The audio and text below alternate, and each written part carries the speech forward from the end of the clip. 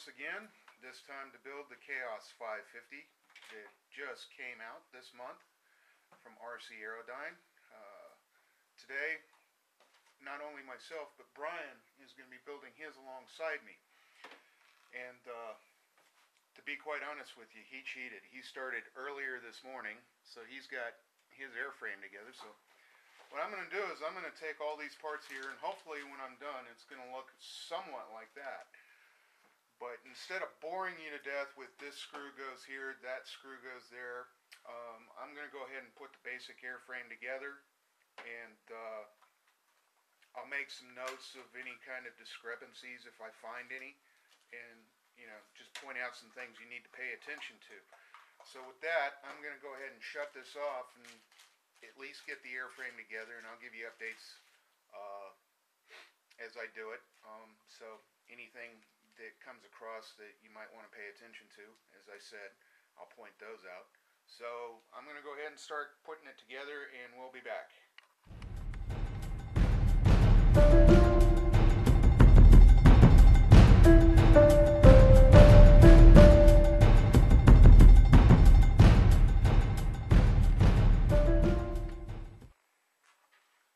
Yep, as you can see, she's coming together.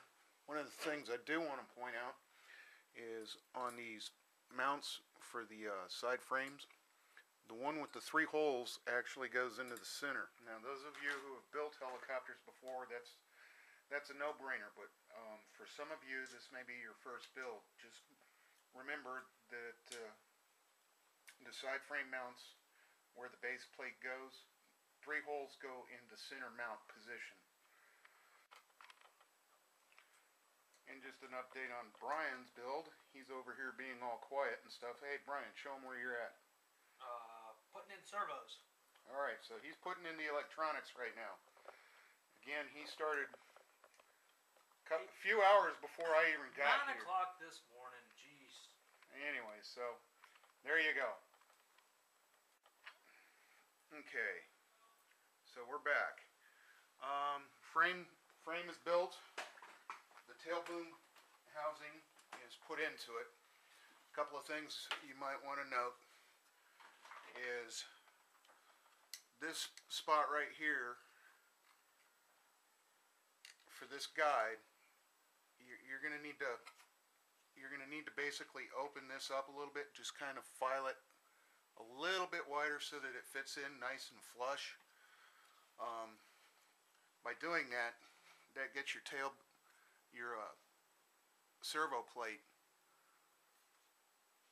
nice and solid, so it keeps it from moving around. Another thing I like to do is I like to just kind of take a utility knife and clean that out a little bit. Make sure that it's all nice and flush, as you can see on both sides. That was one of the things I had to pay a little bit of attention to on this. Yeah, took a little bit of time just to clean it up a little bit, but yeah, it went together. Some of the guys have been complaining that your servo mount will move around. Nah. Your gyro tray? Yeah, your gyro tray. Thanks. No problem, buddy. Yeah, well, I'm not used to talking on camera. Yeah, well, you broke the last one. Well, that was because you pointed it directly at me. Anyways, so guys, there you go. That's in there nice and solid. That's all together. As I said, just take a little bit of time, take a little file, whatever, utility knife, just kind of clean those out a little bit. Then it'll go together just nice and tight. So there you have it. Right now, Brian is out in the garage doing setting up the electronics, doing all the soldering and stuff. For those of you who know me and have seen my handshake, you'll understand why he's doing the soldering. So with that being said, I'm going to go ahead and install the tail on mine. His is almost together. He's got his electronics installed. He's doing the stuff on the speed controllers right now and putting the bullet connectors on the motors. And plus my man cave is set up like the Mecca of electronic stuff. Yeah, no kidding. He's got the mecca of electronic stuff for a man cave in here, so it's all good. We'll be back shortly. Alright, so now next is what? I don't know what you're doing, but I'm going to discuss the tail. Okay, well, you gonna do a little drop over on this? Yep, definitely. Anyways, we've got the tail assembled now, all nice and neat. I need to go ahead and tighten it down. One of the things you want to check is the crown gears here. When I first put this together, it was really kind of moving rough.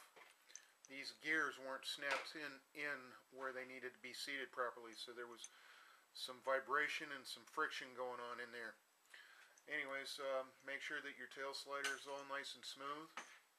Yeah, so, and what have you. So what I'm going to do next is I'm going to go ahead and start putting the electronics in. Brian was kind enough. He felt pity on me because it normally takes me a very long time to solder all these connections. Yeah, he knows how my hands shake. He had pity. Anyways, he wired up for a margarita.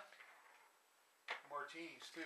Anyways, he wired up my electronics for me, and on this particular bird, we've both decided that we're going to use external BECs.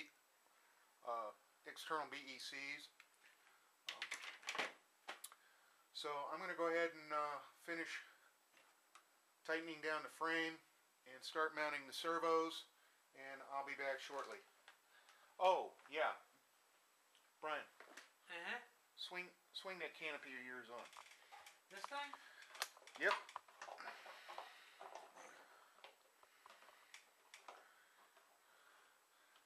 Boys and girls, I gotta tell you, this is a sweet helicopter.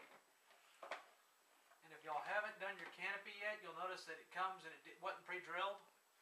If you go ahead and you get your clip on the bottom of it set up, and then just lay your canopy back, and you mark that with a Sharpie, mark the spots where your guide pins touch. Then all you gotta do is pull it up and drill them, and it goes on without problem.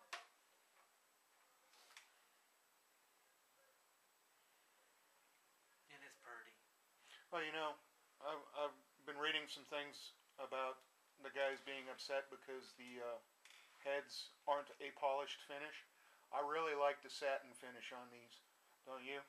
Well, the satin finish is going to be less blurry when you're in bright sunlight flying, and so if you've got polished finish, all you're going to do is blind yourself looking at the head when you're trying to do, any aerobatics. Yep.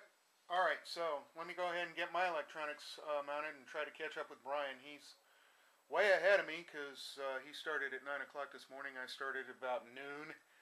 But What you get for dragging your feet? I told you to be here at 10. Yeah, I had to make a stop for you too. Just saying.